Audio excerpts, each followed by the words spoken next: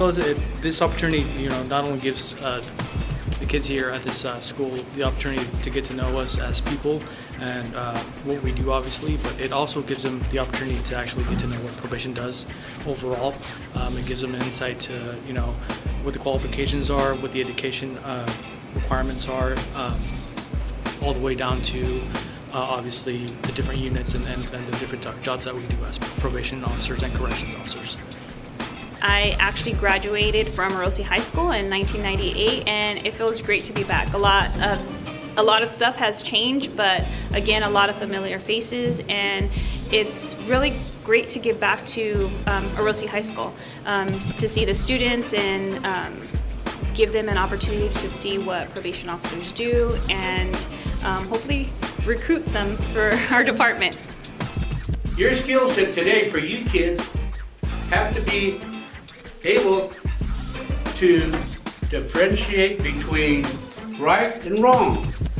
You have to have a skill set that determines whether or not you want to hang with good people, you want to hang with bad people. One of the skill sets that all of you should have,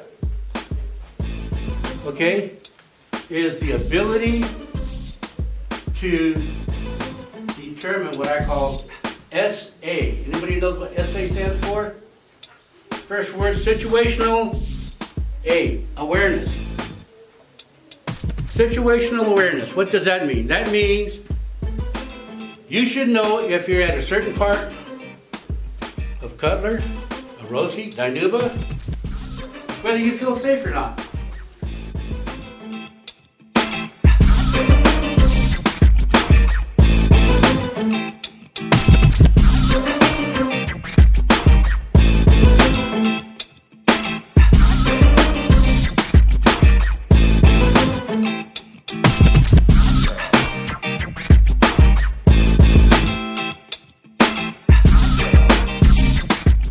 Like I said earlier, I was born in Sacramento, California.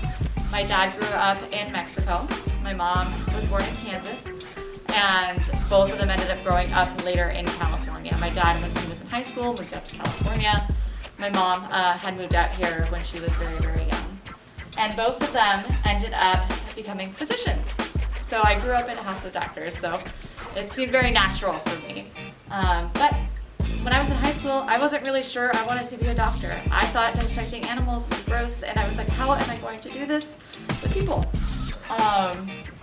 So I wasn't positive. So I took my time. Apologies, it's my stuff on the door. I took my time, and I volunteered, and I shadowed people in healthcare to kind of decide. And I explored other options too. For a while, I thought I wanted to be a movie editor in Los Angeles.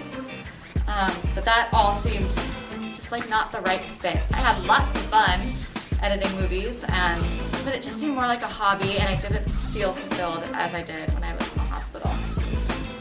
Then I applied to college. I went to Loyola Marymount University down in Los Angeles, California. I did receive a scholarship because of my community and volunteer work and involvement back in my undergraduate, or back in high school. I was able to get that scholarship, which was very, very helpful.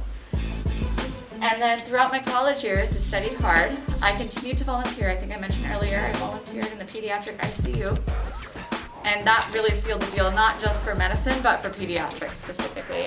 I need to work with kids. They are just the best. And I decided to go to medical school. I went to Western University of Health Sciences down in Pomona, California. And that's where I spent 4 years.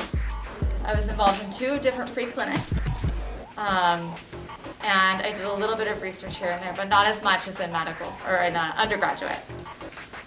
And then I applied for residency, and then I ranked Valley Children's #1 on my match list, and luckily those virtual matchmakers worked out, and that's where I ended up.